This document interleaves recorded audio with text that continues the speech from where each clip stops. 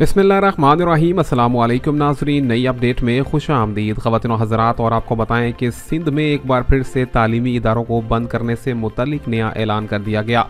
आपको बताएं कि महकमा तालीम सिंध ने ऐलान किया है कि 20 दिसंबर से लेकर 1 जनवरी 2022 तक तमाम तर तलबा और तलबात के तालीमी इदारों को बंद किया जाएगा।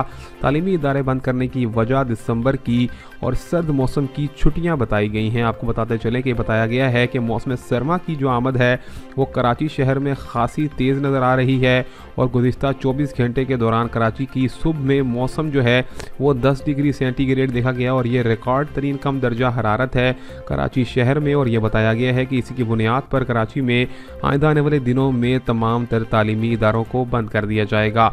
महकमा तालीम सिंध ने नोटिफिकेशन भी जारी कर दिया है जिसके ऊपर तमाम तर प्राइवेट सरकारी स्कूलों को, कॉलेजेस को और यूनिवर्सिटीज़ को 100% अमल करना लाजमी करार दे दिया गया है।